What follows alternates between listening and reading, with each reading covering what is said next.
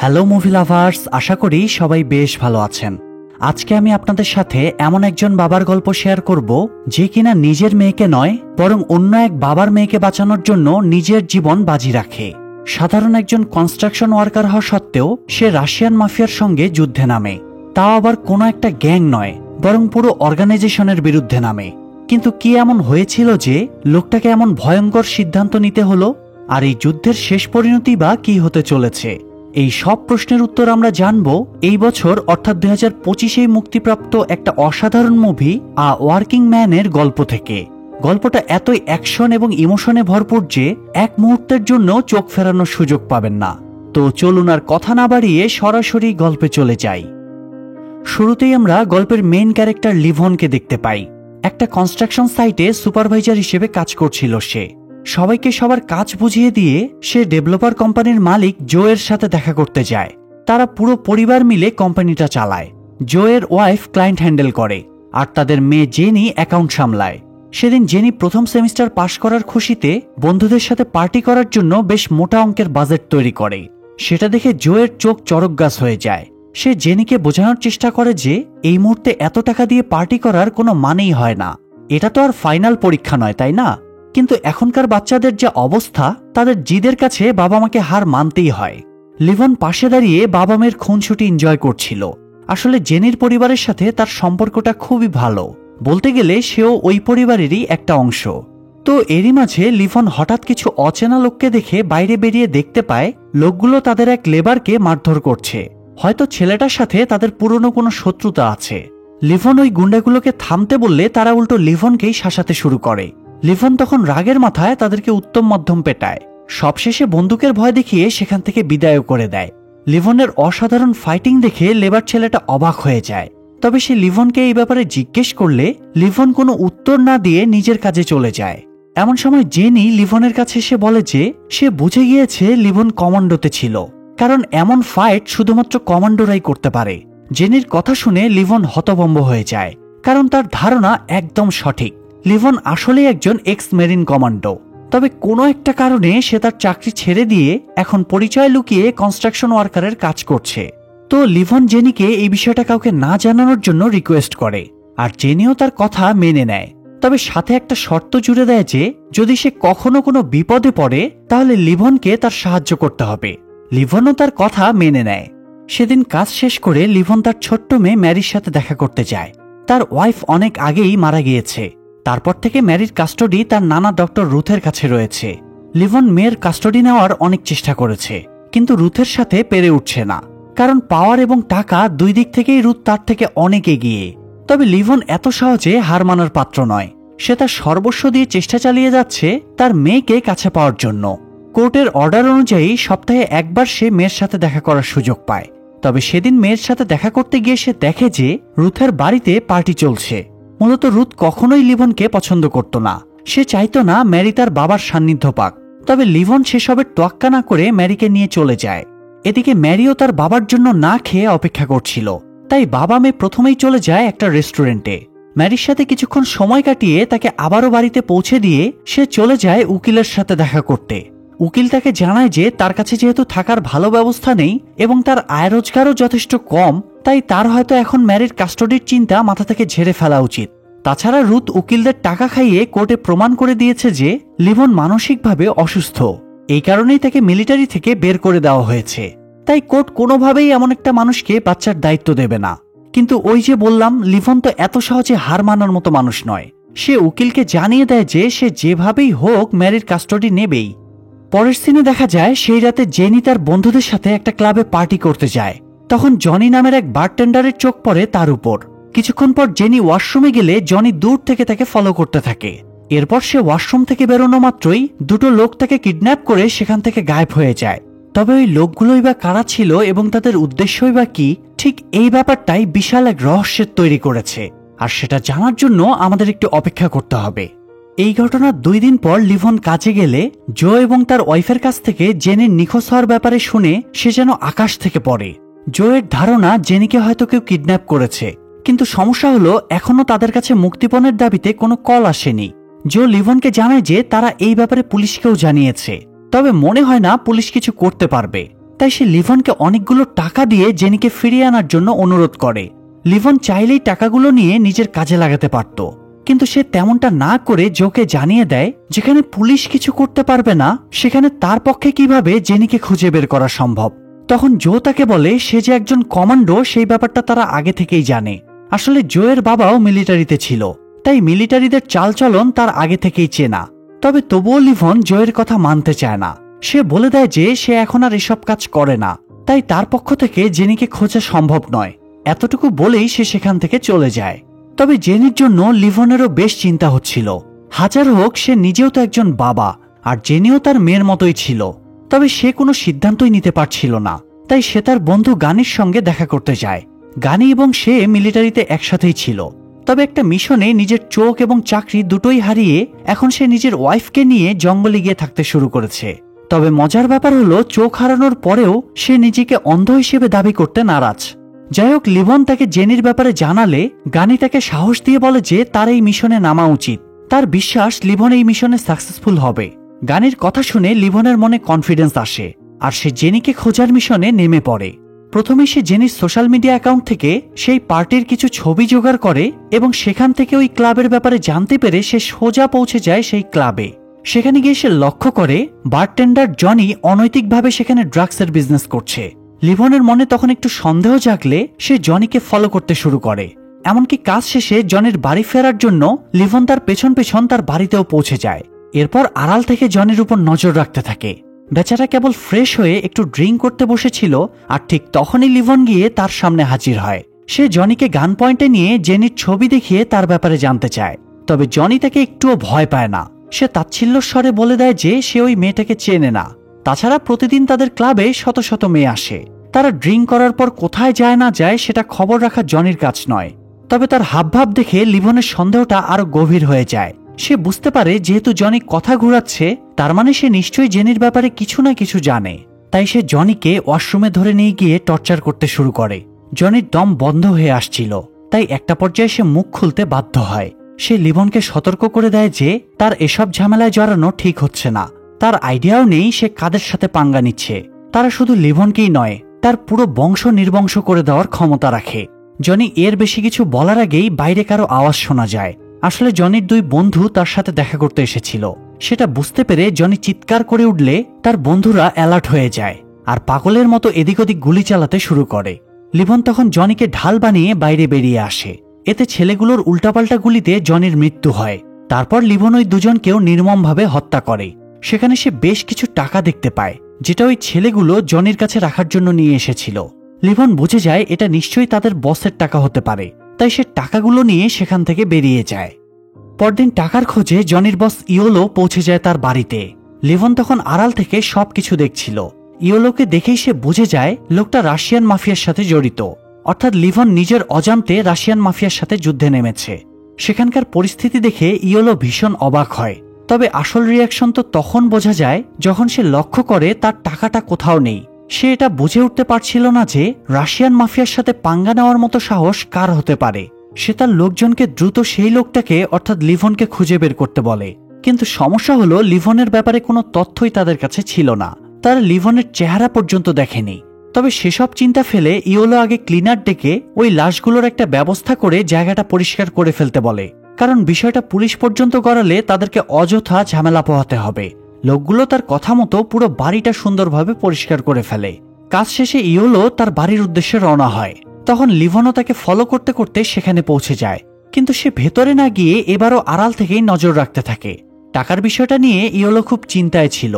এরই মাঝে তার ওয়াইফ এসে তার সাথে একটু রোমান্স করার চেষ্টা করলে সে বিরক্ত হয়ে মেয়েটার গালে কষে একটা চড় মেরে দেয়, আর মেয়েটা তখন রাগে বাড়ি থেকে বেরিয়ে যায়।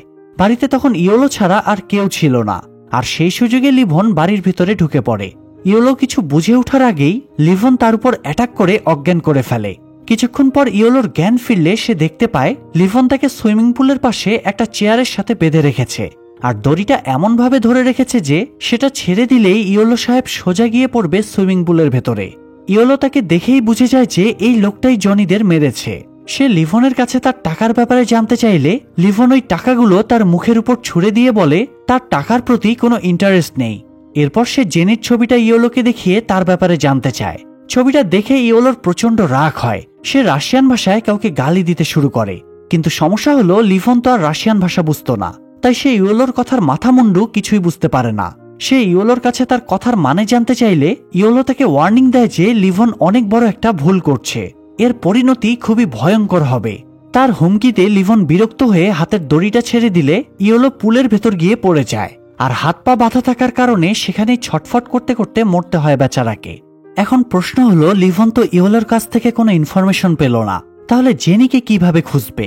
তবে চিন্তার কোনো কারণ নেই, লিভন এত কাঁচা খেলোয়াড় নয়। সে ইওলোর কথাগুলো ফোনে রেকর্ড করে নিয়েছিল এবং পরবর্তীতে সেটা ট্রান্সলেট করে সে জানতে পারে ইওলো ডিমি নামের কাউকে গালাগালি করছিল, কারণ ডিমির কারণেই ঝামেলাটা বেঁধেছে। অর্থাৎ ডিমিকে খুঁজে বের করতে পারলেই জেনির হদিস পাওয়া যাবে। তাই এখন লিভনের নতুন মিশন ডিমিকে খুঁজে বের করা, আর এর জন্য সে তার এক পুলিশ বন্ধুর সাথে যোগাযোগ করে। তবে লোকটা তাকে সরাসরি কোনো তথ্য দেয় না, শুধু একটা বারের অ্যাড্রেস দিয়ে দেয় যেখানে গেলে ডিমির খোঁজ পাওয়া যাবে। এদিকে ইওলোর বস সাইমন পৌঁছে যায় ইওলোর বাড়িতে। সেই মূলত এই পুরো অর্গানাইজেশনটা দেখাশোনা করে। ইওলোর এমন অবস্থা দেখে সাইমন ভীষণ কষ্ট পায়, কেননা ইওলো ছিল তার ছোট ভাইয়ের মতো। তাই সে তার লোকদেরকে যেভাবেই হোক লিভনকে খুঁজে বের করতে বলে। অন্যদিকে লিভন ডিমিকে খুঁজতে গিয়ে সেই বাড়ি গিয়ে সবকিছু অবজার্ভ করতে থাকে। এমন সময় আমরা সিসিটিভি মনিটরিং রুমে আর্টিমিস নামের সেই মেয়েটাকে দেখতে পাই, যে কিনা সেদিন ক্লাব থেকে জেনিকে কিডন্যাপ করেছিল। আসলে আর্টিমিস এবং তার বন্ধু ভাইপারের কাজই হচ্ছে বিভিন্ন ক্লাব থেকে সুন্দরী মেয়েদেরকে কিডন্যাপ করা, আর বারটেন্ডার জনির মতো এজেন্টরা তাদেরকে ক্লাবে আসা সেই সুন্দরী মেয়েদের ইনফরমেশন দেয়। এরপর তারা গিয়ে সুযোগ বুঝে সেই মেয়েদেরকে তুলে নিয়ে আসে। কিন্তু কেন? এতক্ষণে হয়তো আপনারা সেটা আইডিয়া করতে পেরেছেন। হ্যাঁ, ওই মেয়েগুলোকে জোরপূর্বক তাদের ক্লায়েন্টদের মনোরঞ্জনের জন্য বাধ্য করা হয়। জেনিকেও তারা এই কাজের জন্যই নিয়ে এসেছে। তবে এখন সে কোথায় বা কি অবস্থায় আছে তা আমরা সামনেই জানতে পারবো। তো আর্টিমিস সিসিটিভিতে লিভনের কাছে পিস্তল দেখে মনে করে সে নিশ্চয়ই পুলিশের লোক, তাই সে তার অ্যাসিস্ট্যান্টকে লিভনের কাছে পাঠিয়ে দেয়। লিভন তখন লোকটাকে অনেকগুলো টাকা দেখিয়ে তাদের বসের সাথে দেখা করতে চায়। টাকা দেখে লোকটা তাকে তাদের বসের কাছে নিয়ে যায়, কিন্তু তাদের বস ড্যানি লিভনের সাথে কথা বলার পরিবর্তে উল্টো নিজের লোকদেরকে লিভনের পিছনে লেলিয়ে দেয়। লোকগুলো লিভনের উপর অ্যাটাক করলে লিভন একাই তাদের সবাইকে উত্তম মধ্যম পিটিয়ে কুপোকাত করে ফেলে। তার এমন অসাধারণ ফাইটিং স্কিল দেখে ড্যানি হতবাক হয়ে যায়। এরই মাঝে হঠাৎ লিভনের একটা ট্যাটুর দিকে তার চোখ গেলে সে তৎক্ষণাৎ তার লোকদেরকে থামিয়ে দেয়। ঘটনাক্রমে ড্যানি নিজেও একজন আর্মি অফিসার ছিল, যে কারণে সে বুঝে যায় লিভন একজন কমান্ডো। তখন সে লিভনকে নিজের পরিচয় দিয়ে লিভনের উদ্দেশ্য জানতে চায়। লিভন জানায় সে ড্রাগসের বিজনেস করতে চায়। সে এমন একটা ড্রাগ নিতে চাচ্ছিল যেটা অনেক দামি এবং রেয়ার। সে ড্যানিকে জানায় প্রতি সপ্তাহে তার 2 কেজি করে ড্রাগস লাগবে। কথাটা শুনে ড্যানির মনে একটু খটকা লাগে, কারণ এই ধরনের ড্রাগস কেউ সচরাচর এত বেশি মাত্রায় নেয় না। লিভন তখন তাকে জানায় যে সে এই বিজনেসে নতুন নয়, তার অনেক কাস্টমার আছে। নেহাতই তার আগের ডিলারের কোনো খোঁজ পাওয়া যাচ্ছে না, তাই তাকে বাধ্য হয়ে নতুন ডিলারের খোঁজে বেরোতে হয়েছে। ড্যানি তখন তার কথায় বিশ্বাস করে ডিলের ব্যাপারে কথা বলার জন্য পরদিন একটা কফি শপে ইনভাইট করে। লিভন তার কথা মতো পরদিন সেই কফি শপে পৌঁছে যায়। সেখানে আর্টিমিস এবং তার অ্যাসিস্ট্যান্ট লিভনের জন্য অপেক্ষা করছিল। লিভন যাওয়ার সাথে সাথেই তারা লিভনের থেকে টাকা নিয়ে তাকে একটা মোবাইল ধরিয়ে দিয়ে বলে যে ড্রাগসের ডেলিভারির ব্যাপারে তাকে এই মোবাইলে কল করে জানানো হবে। লিভন তখন ফোনটা নিয়ে সেখান থেকে চলে যায়। রাস্তায় হঠাৎ তাকে কল করে জানানো হয় তার সিটের নিচে ড্রাগসের একটা স্যাম্পল প্যাকেট রেখে দেওয়া হয়েছে। সে যদি 2 দিনের মধ্যে এটা বেচে ফেলতে পারে তাহলে বড় ডিলের ব্যাপারে কথা হবে। লিভন তখন একটু হতাশ হয়ে যায়। সে বুঝে গিয়েছিল এভাবে সে ডিমির কাছে পৌঁছাতে পারবে না, তাকে বড় একটা অ্যাটেম্প নিতে হবে। এরপর সে রাস্তার পাশে ড্রাগসগুলো ফেলে দিয়ে চলে যায়। অন্যদিকে তখন দেখা যায় জেনিকে সাজিয়ে গুছিয়ে অজ্ঞান অবস্থায় একজন ভিআইপি ক্লায়েন্টের কাছে পাঠানো হয়েছে। জেনির সৌন্দর্য দেখে ক্লায়েন্ট একেবারে ফিদা হয়ে যায়, কিন্তু বেচারা যখনই জেনির কাছে আসতে যায় তখনই জেনি তার গালে কামড় বসিয়ে তার রোমান্সের শখ মিটিয়ে দেয়। আসলে জেনিকে অজ্ঞান করার জন্য ক্লোরোফর্ম দেওয়া হয়েছিল ঠিকই, তবে সে খুব কৌশলে নিজের নিঃশ্বাস বন্ধ করে রাখাতে ক্লোরোফর্মের কোনো ইফেক্ট তার উপর হয়নি। তো জেনির কামড়ে লোকটা খেপে গিয়ে আর্টিমিসকে কমপ্লেন করে দেয়। তখন আর্টিমিসটাও রেগে গিয়ে জেনিকে টর্চার করতে শুরু করে। এরই মাঝে লিভন ড্যানিকে জানায় যে সে ওই ড্রাগসগুলো বিক্রি করে ফেলেছে আর এখন তার আরো ড্রাগস প্রয়োজন। তখন ড্যানি তাকে নিয়ে গিয়ে ফাইনালি ডিমির সাথে পরিচয় করিয়ে দেয়। তাকে সামনে দেখে লিভনের মনে হচ্ছিল এখনই ছেলেটাকে মেরে তার নাক মুখ ফাটিয়ে দিতে, তবে সে কোনো মতে নিজের ইমোশন কন্ট্রোল করে। তবে ডিমিও কম শেয়ানা নয়, সে প্রথমেই লিভনের কাছে তার আইডিটা নিয়ে সেটা ভেরিফাই করতে পাঠিয়ে দেয়। ডিমির লোকেরা সেটা চেক করে এসে জানায় সবকিছুই ঠিকঠাক আছে। তবে এই আইডি আসলে কিভাবে ঠিক থাকলো সেটা আমরা পরে জানতে পারবো। যাই হোক, আইডি ঠিক আছে শুনে ডিমি আশ্বস্ত হয় এবং লিভনের সাথে বিজনেসের ব্যাপারে কথা বলতে শুরু করে। ডিল ফাইনাল করে সে লিভনকে ড্রাগসের একটা বড় প্যাকেট দিয়ে দেয়। তবে লিভন সবার চোখের আড়ালে ওয়াশরুমে গিয়ে সেটা ফ্লাশ করে দিয়ে বাড়ি ফিরে আসে। এত কিছুর পরেও সে মনের শান্তি পাচ্ছিল না, কারণ এখনো সে জেনির কোনো হদিস পায়নি। লিভন তখন উদাস হয়ে সেদিনকার ক্লাবের ছবিগুলো দেখতে থাকে, আর তখন তার চোখ পড়ে আর্টিমিসের বন্ধু ভাইপারের ওপর। সে লক্ষ্য করে প্রত্যেকটা ছবিতেই ভাইপার জেনিকে ফলো করছে, আর সেটা দেখে লিভন এবার ভাইপারের পেছনে পড়ে যায়। সে খোঁজ নিয়ে জানতে পারে ভাইপারকে ড্যানির বারেই পাওয়া যাবে, তাই সে আড়াল থেকে ওই বারের উপর নজর রাখতে থাকে। কিন্তু দুর্ভাগ্যবশত বাইরে থাকা সিসিটিভি ক্যামেরায় লিভন ধরা পড়ে যায়। আর্টিমিস তখন তার লোকদেরকে লিভনকে ধরতে পাঠায়। লিভন সেটা বুঝতে পেরে প্রাণপণে সেখান থেকে পালাতে শুরু করে এবং আর্টিমিসের লোকেরা তার উপর গুলি চালাতে থাকে। একটা পর্যায়ে এক পুলিশের গাড়ির সাথে লিভনের গাড়ির অ্যাক্সিডেন্ট হয়ে যায়। পুলিশকে দেখে সে মনে করে সে হয়তো ওই গুন্ডাদের হাত থেকে বেঁচে গিয়েছে, কিন্তু দুর্ভাগ্যবশত বেচারা বাঘের মুখ থেকে গিয়ে একেবারে কুমিরের মুখে পড়ে। ওই পুলিশ অফিসার আসলে রাশিয়ান মাফিয়া সাইমনের সাথে জড়িত ছিল। সে লিভনকে অজ্ঞান অবস্থায় সাইমনের ছেলেদের হাতে তুলে দেয়। তবে জ্ঞান ফিরতেই লিভন ছেলেগুলোর উপর অ্যাটাক করে। তারা কোনোভাবেই লিভনের সাথে পেরে উঠছিল না। একটা পর্যায়ে লিভন তাদেরকে সহ ওই গাড়ির ড্রাইভারকেও মেরে ফেলে। তারপর গাড়ি সহ ওই তিনজনকে একটা লেকের ভেতর ডুবিয়ে দেয়। পরদিন মাফিয়া সাইমনের লোকেরা তাদের লাশ উদ্ধার করে। সাইমন ছেলেদের ডেড বডি দেখে আর নিজেকে সামলাতে পারে না। লিভনকে মারার জন্য হন্য হয়ে উঠে সে তাদের অর্গানাইজেশনের ডিরেক্টর বোর্ডে সবকিছু জানায়। তখন চেয়ারম্যান তাকে আশ্বস্ত করে যে তার লোকেরা লিভনের উপযুক্ত ব্যবস্থা করবে, তবে তার জন্য তো লিভনকে আইডেন্টিফাই করতে হবে। তাই লিভনের ব্যাপারে জানার জন্য সে ডিমির সাথে দেখা করতে রওনা হয়, কারণ ইওলোর পরে একমাত্র ডিমির কাছেই লিভন যেতে পারে। অন্যদিকে ডিমি তাদের ভিআইপি ক্লায়েন্টের কামড় খাওয়ার ব্যাপারে শুনে জেনির উপর ক্ষেপে যায়। সে ভাইপারদেরকে দ্রুত জেনিকে মেরে ফেলার অর্ডার দেয়। তার কথা মতো ভাইপাররা জেনিকে মারার জন্য নির্জন জায়গার উদ্দেশ্যে রওনা হয়। এরই মাঝে সাইমন ডিমির কাছে গিয়ে লিভনের ব্যাপারে জানতে চাইলে ডিমি বলে যে সে তো অনেক বড় কাস্টমার। সেটা শুনে সাইমন রেগে গিয়ে ডিমিকে অনেক মারধর করে এবং তাকে জানায় যে তার বড় কাস্টমার তার বাবা এবং সাইমনের দুই ছেলেকে মেরে ফেলেছে, আর তার নেক্সট টার্গেট হলো ডিমি নিজেই। এখানে জানা যায় ডিমি আসলে ইওলোর ছেলে। বাবার মৃত্যুর কথা শুনে ডিমির এবার টনক নড়ে, তাই সে লিভনের আইডিটা সাইমনকে দিয়ে দেয়। সাইমন সেটার মাধ্যমে লিভনের খোঁজ করে, কিন্তু কোনো ক্লু পায় না। আসলে লিভন তার এত বোকা নয় যে নিজের আসল আইডিটাই দিয়ে দেবে। তবে অনেক চেষ্টার পর সাইমন ঠিকই লিভন এবং তার পরিবারের ব্যাপারে জানতে সফল হয়। তো পরদিন লিভনের কাছে হঠাৎ তার মেয়ে ম্যারির স্কুল থেকে কল আসে। তাকে জানানো হয় অনেকক্ষণ আগেই স্কুল ছুটি হয়ে গিয়েছে, কিন্তু ম্যারিকে এখনো কেউ নিতে আসেনি। সেটা শুনে লিভন তাড়াহুড়ো করে স্কুলে গিয়ে ম্যারিকে পিক করে নেয়, কিন্তু তার এটা ভেবে টেনশন হচ্ছিল যে ম্যারিকে তার নানা রুথ তাকে রিসিভ করতে আসলো না কেন। সে তো কখনোই এমন দেরি করে না। ম্যারি তখন রুথের লোকেশন চেক করে লিভনকে জানায় যে রুথ বাড়িতেই আছে। এটা শুনে লিভনের মনে খটকা লাগে। সে দ্রুত বাড়িতে গিয়ে দেখে সেখানে দাউ দাউ করে আগুন জ্বলছে। বলাই বাহুল্য যে কাজটা সাইমনেরই ছিল। লিভন কোনো কিছু না ভেবেই আগুনে ঝাঁপিয়ে পড়ে। ম্যারি এসব দেখে খুব ভয় পেয়ে যায়। সৌভাগ্যবশত রুথ তখনও সুস্থ ছিল। লিভন নিজের জীবন বাজি রেখে তাকে ওই আগুন থেকে বাঁচায়, কিন্তু রুথ তাকে ধন্যবাদ জানানোর বদলে উল্টো আজে বাজে কথা শোনাতে শুরু করে। এই সব কিছুর জন্য তাকেই দোষারোপ করতে থাকে। লিভন তখন চুপচাপ তার কথাগুলো হজম করে নেয়, কারণ তার কারণেই তো এসব হচ্ছে। তবে ম্যারি এখানে তার নানার বিরোধিতা করে। সে রুথকে স্মরণ করিয়ে দেয় যে লিভনের কারণেই আজ সে বেঁচে আছে। রুথ তখন নির্বাক হয়ে যায়। লিভন বুঝে গিয়েছিল ওই বাড়িতে থাকলে ম্যারিরও বিপদ হতে পারে, তাই সে ম্যারিকে তার বন্ধু গানির কাছে নিয়ে যায়। গানি তখন বুঝে যায় লিভন ভয়ঙ্কর কিছু করতে চলেছে, তাই সে লিভনকে স্টোর রুমে নিয়ে যায় যেখানে সব হাই কোয়ালিটি অস্ত্রশস্ত্র সাজানো ছিল। সেখান থেকে লিভন তার পছন্দ মতো কিছু অস্ত্র নিয়ে ফাইনাল মিশনে রওনা হয়। এদিকে ভাইপাররা জেনিকে মারতে যাওয়ার পথে জেনি হঠাৎ তাদের উপর অ্যাটাক করে দেয়। এতে তাদের গাড়িটা ব্যালেন্স হারিয়ে একটা জঙ্গলের পাশে গিয়ে ক্র্যাশ করে। জেনি তখন হাত বাঁধা অবস্থায় জঙ্গলের দিকে দৌড়াতে থাকে। সে এত জোরে দৌড়াচ্ছিল যে আর্টিমিসরা তাকে ধরতেই পারে না। একটা পর্যায়ে সে তার হাতের বাঁধনটা ছিঁড়ে দৌড়াতে দৌড়াতে এসে পড়ে মেইন রোডে।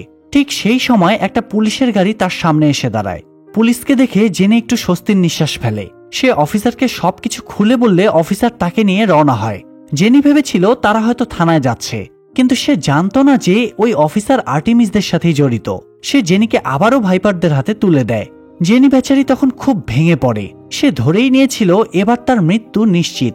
আর্টেমিসরা তাকে মারতেই যাবে, ঠিক সেই মুহূর্তে তাদের কাছে সেই ভিআইপি ক্লায়েন্টের কল আসে। লোকটা আবারও জেনিকে তার কাছে ফিরিয়ে নিয়ে যেতে বলে, তবে এবার আর অজ্ঞান করে নয়, জেনি যে অবস্থায় আছে সেই অবস্থায় নিয়ে যেতে বলে। আর্টেমিসরা সেই কথা মতো জেনিকে নিয়ে তাদের আস্তানার উদ্দেশ্যে রওনা হয়। অন্যদিকে লিভন ততক্ষণে ডিমির আস্তানায় অ্যাটাক করে। ডিমি তখন একটা মেয়েকে জিম্মি করে লিভনের হাত থেকে বাঁচানোর চেষ্টা করে, কিন্তু তাতে কোনো লাভ হয় না। লিভন তার হাতে গুলি করে মেয়েটাকে মুক্ত করে দেয়। এরপর ডিমিকে শর্ত দেয় যে সে যদি লিভনকে আর্টেমিসদের আস্তানায় নিয়ে যায় তাহলে সে ডিমিকে মারবে না। ডিমি তখন তার কথা মেনে নিয়ে তাকে আর্টেমিসদের আস্তানায় নিয়ে যায়, তবে সেখানে পৌঁছে লিভন ডিমিকে মেরে ফেলে। এরপর ভেতরে ঢুকে সবার উপর অ্যাটাক করতে শুরু করে। ভাইপার এবং আর্টেমিস তখন ভেতরের রুমে ক্লায়েন্টের আপ্যায়নে ব্যস্ত ছিল। তারা জেনিকে একটা দড়িতে বেঁধে ঝুলিয়ে রেখেছিল, আর সেটা দেখে ওই বৃদ্ধ ক্লায়েন্ট মজা নিচ্ছিল। তবে লোকটা জেনির সাথে কিছু করার আগেই লিভন গিয়ে তাকে গুলি করে মেরে ফেলে। এটা দেখে ভাইপার এক মুহূর্তের জন্য শকড হয়ে যায়। পরক্ষণেই সে লিভনের উপর গুলি চালাতে শুরু করে। ওদিকে লিভনকে দেখে জেনির সাহস কয়েক গুণ বেড়ে যায়। সে খুব কৌশলে পা দিয়ে আর্টেমিসদের গলা পেঁচিয়ে ধরে। আর্মি অফিসারের নাতনি বলে কথা, কিছু টেকনিক তো তারও জানা আছে। এদিকে লিভনের হাতে ভাইপার শেষ হয়। অন্যদিকে জেনি আর্টেমিসকে মেরে ফেলে। তবে লিভন যখন জেনিকে নিয়ে সেখান থেকে বেরোতে যায় তখনই সেই রাশিয়ান অর্গানাইজেশনের চেয়ারম্যানের লোকেরা এসে হামলা করে দেয়। তবে লিভন তখন তার কাছে থাকা অত্যাধুনিক অস্ত্রের মাধ্যমে তাদের মধ্যে একজনকে মেরে ফেলে। এরপর অন্যজনের সামনে একটা গ্রেনেড ছুড়ে দেয়। সেই ব্লাস্টে দ্বিতীয় লোকটাও মারা গেলে লিভন ফাইনালি জেনিকে নিয়ে সেখান থেকে বেরিয়ে আসে। সাইমন আড়াল থেকে এই সব কিছু দেখছিল। লিভনের বেঁচে যাওয়াটা সে মোটেই মেনে নিতে পারছিল না, তাই সে চেয়ারম্যানকে ফোন করে সবটা জানায় এবং লিভনকে ধরতে বলে। তবে চেয়ারম্যান তাকে বলে দেয় লিভন যেহেতু ওই মেয়েটাকে নেওয়ার জন্য এসেছিল এবং মেয়েটাকে সে পেয়েও গিয়েছে, তাই ব্যাপারটা নিয়ে আর বাড়াবাড়ি করা ঠিক হবে না। তবে মাফিয়া সাইমন কোনোভাবেই তার ছেলেদের খুনিকে এভাবে ছেড়ে দিতে রাজি হচ্ছিল না। তখন চেয়ারম্যান তাকে স্পষ্ট ভাষায় জানিয়ে দেয় যে তার ব্যক্তিগত ব্যাপারে অর্গানাইজেশন কোনো সাহায্য করবে না। এর পরেও যদি সাইমনের কারণে অর্গানাইজেশনের কোনো ক্ষতি হয় সেক্ষেত্রে তারা উল্টো সাইমনকেই শেষ করে দেবে। বেচারা সাইমন তখন রাগে দুঃখে পাগলের মতো চিৎকার করতে থাকে। আর এছাড়া তো আর তার কিছু করারও নেই, কারণ অর্গানাইজেশন ছাড়া সে নিঃস্ব। এখন প্রশ্ন হলো লিভন সবাইকে মারল, কিন্তু ওই দুর্নীতিগ্রস্ত পুলিশকে কেন ছেড়ে দিল? না, পুলিশও ছাড় পায়নি। আসলে চেয়ারম্যানের পাঠানো লোকেরা যখন ভাইপারের আস্তানায় আসে ঠিক সেই মুহূর্তে পুলিশের গাড়িটাও সেদিকেই আসছিল। গুন্ডারা তো জানতো না যে পুলিশরা ভাইপারদের সাথে জড়িত, তাই তারা শুরুতেই পুলিশদেরকেই মেরে ফেলে। তো এত বড় ঝড়ঝাপটা শেষ করে লিভন ফাইনালি জেনিকে তার বাবা মায়ের হাতে তুলে দেয়। জো এবং তার স্ত্রী তাদের মেয়েকে পেয়ে প্রচন্ড খুশি হয়। তারা মন থেকে লিভনকে ধন্যবাদ জানায়। এরপর লিভন সেখান থেকে বেরিয়ে সোজা চলে যায় তার মেয়ের কাছে। বাবাকে সুস্থ দেখে ম্যারি এবং গানি ভীষণ খুশি হয়। তারা সবাই একসাথে বসে গল্প করতে থাকে, আর এখানেই গল্পটা শেষ হয়ে যায়। মুভিটাতে যদিও জেনি লিভনের আপন মেয়ে ছিল না, তবে সে জেনিকে নিজের মেয়ের মতোই ভালোবাসত। আর একজন বাবা তার মেয়েকে বাঁচানোর জন্য কি কি করতে পারে সেটা আজকের গল্পে খুব সুন্দরভাবে তুলে ধরা হয়েছে। সত্যি বলতে গল্পটা আমার কাছে অসাধারণ লেগেছে। আপনাদের কাছে কেমন লাগলো সেটা অবশ্যই কমেন্টে জানাবেন। আর এমন সব সুন্দর সুন্দর মুভির এক্সপ্লানেশন দেখার জন্য চ্যানেলটা সাবস্ক্রাইব করে বেল বাটনটা অল প্রেস করে রাখবেন। সবাই ভালো থাকবেন, সুস্থ থাকবেন। আল্লাহ হাফেজ।